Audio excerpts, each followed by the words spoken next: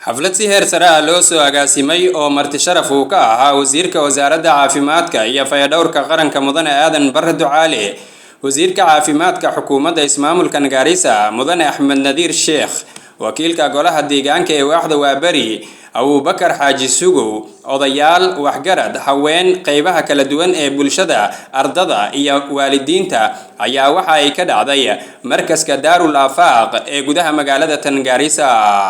ugu horeyn ardada ayaa sameeyay bandhig soo jiitay wasiirka culimada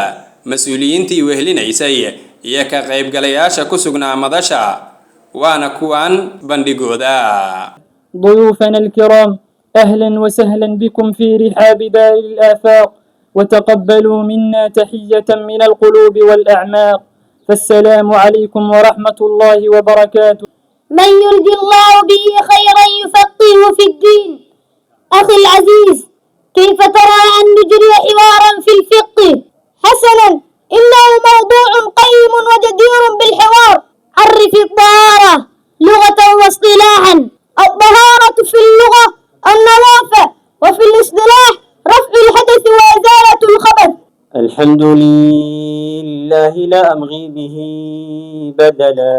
حمدا يبلغ من رضوانه الأملا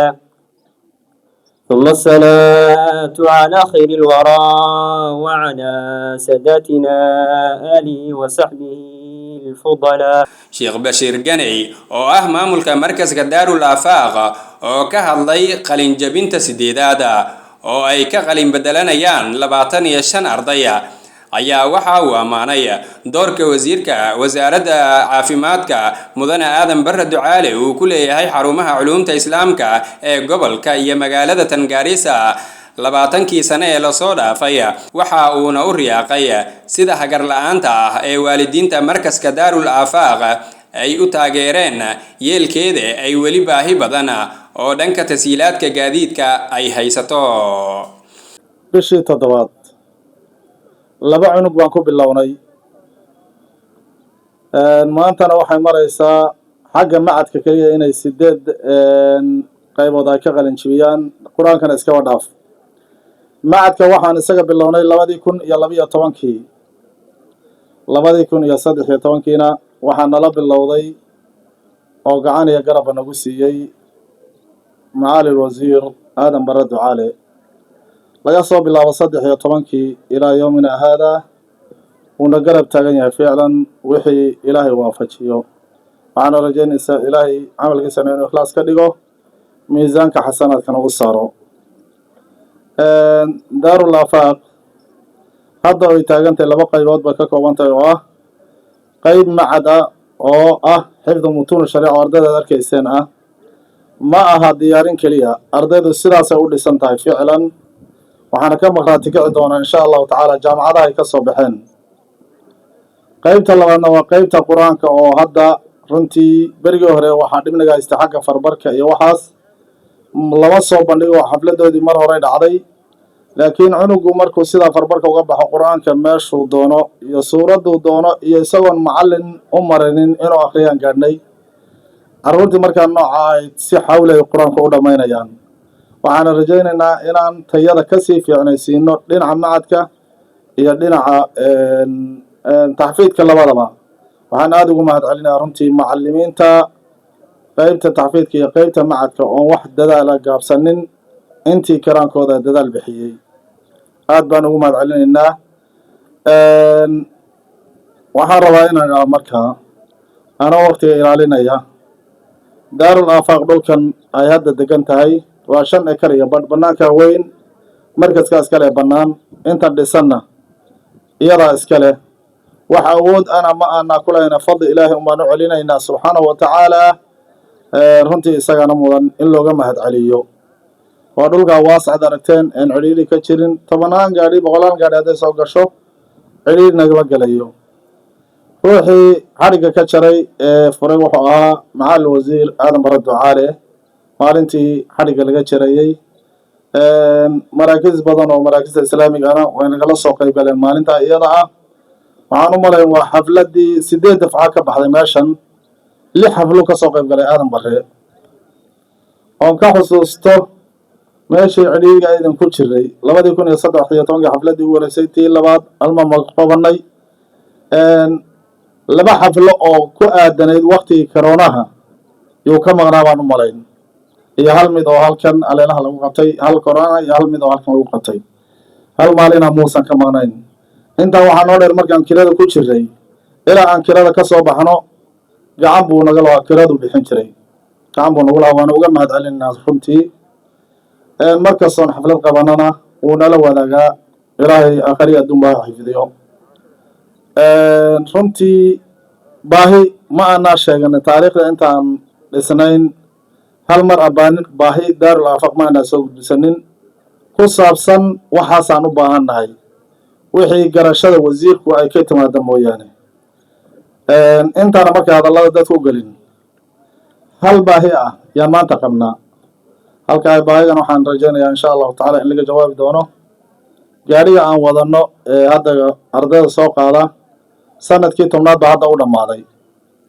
culayskiisuna waa nagu batay gaadhi iyo birna waad garanaysaa markay raagto gaadhigaas mid la eg baahidanadu waa intaas laa aqala walaa aktar insha allahu tacala waxaana rajaynayaa in isagana ilaahay fududayn doono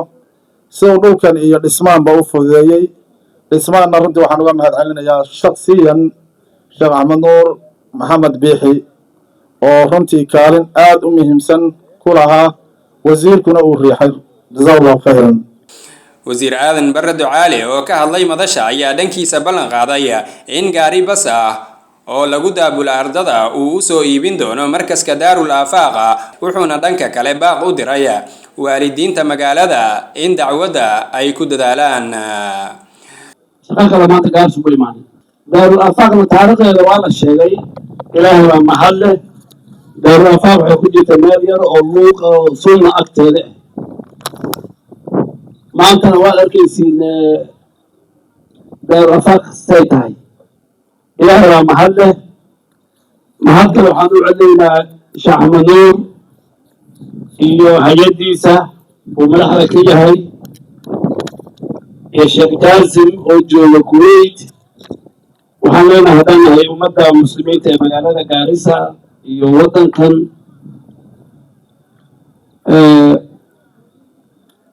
inaanan iloobaynin garab istaaggaa daba garab taagteen inay daarul aafaaq ay maanta meeshan iyo dhismaha noocan ay soo gaarto baaskana waa la gali away sheekh bashiir nairobi nimadaan isku yeeraynaa marka waa galaynaa baska insha allah muxsiniin fara badana jiraan inaa maanta inta joogana way ogyihin insha allah waxaan ummadda u sheegayaa waad arkaysaan carruurtaas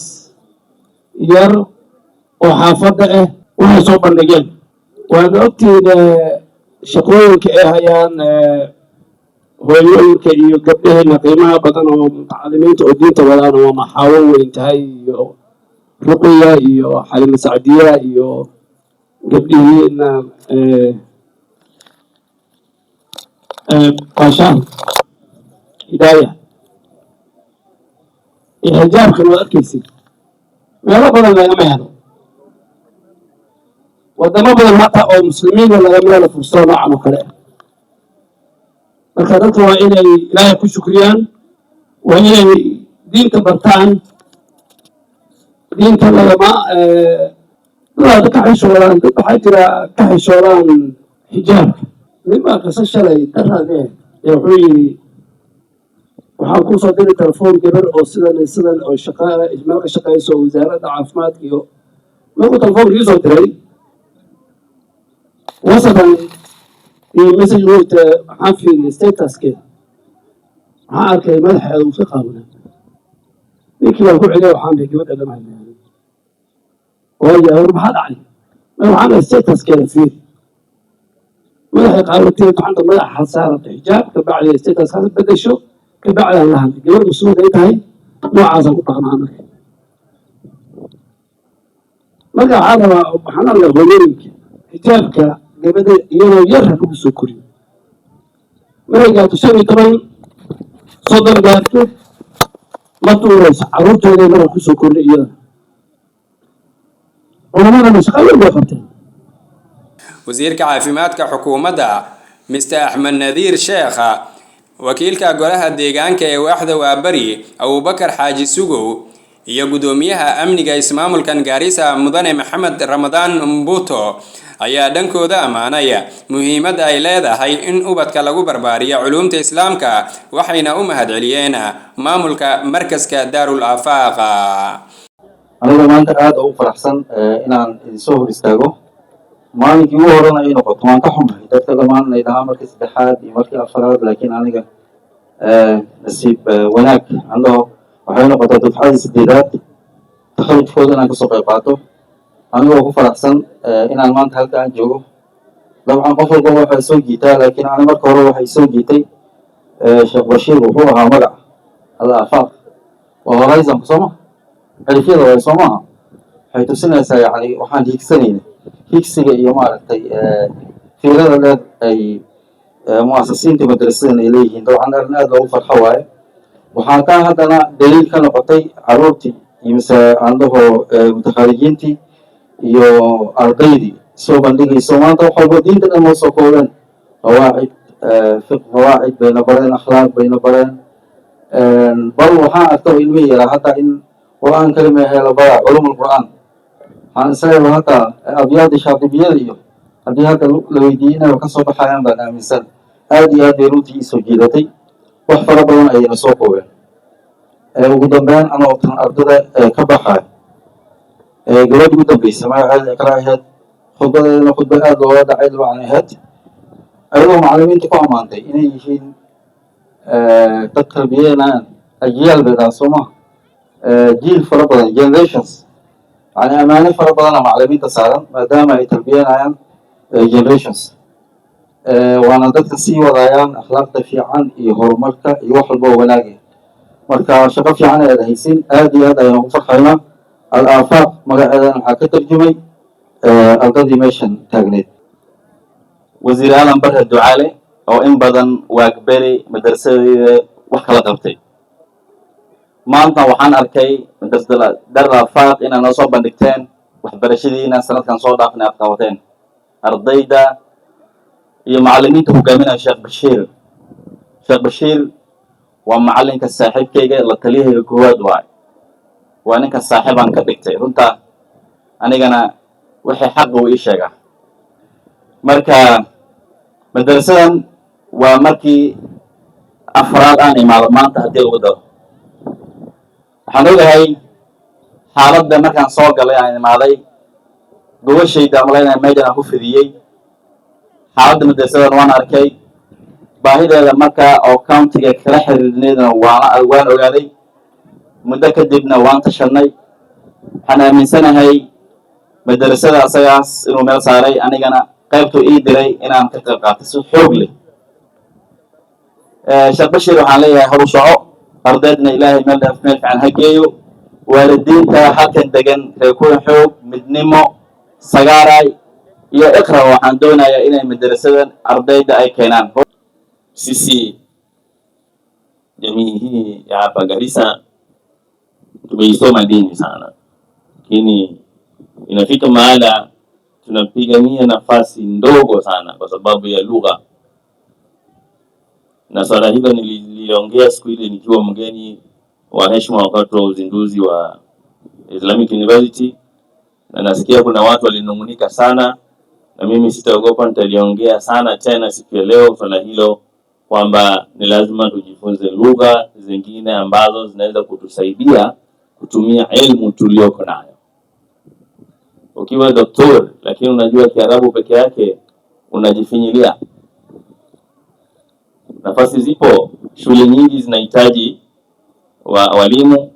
vyuo vikuu vingi vinahitaji lecturers, lakini utapata kuna wale wanafunzi ambao wangetaka kusoma somo la Kiarabu ili hali hawajui hiyo lugha kwa ufasaha kuanzia mwanzo. Kwa hivyo wewe uliyesoma unajinyima nafasi za kazi, unajinyima nafasi za ajira. Na hali kadhalika elimu tuko nayo hatuja ipata ili tubakie nayo sisi. Lengo ni kuieneza kama ilivyo wajibu. Abdulghani Maxamed, Iftiin FM, markaska Daarul Afaaq, magaalada Gaarisa.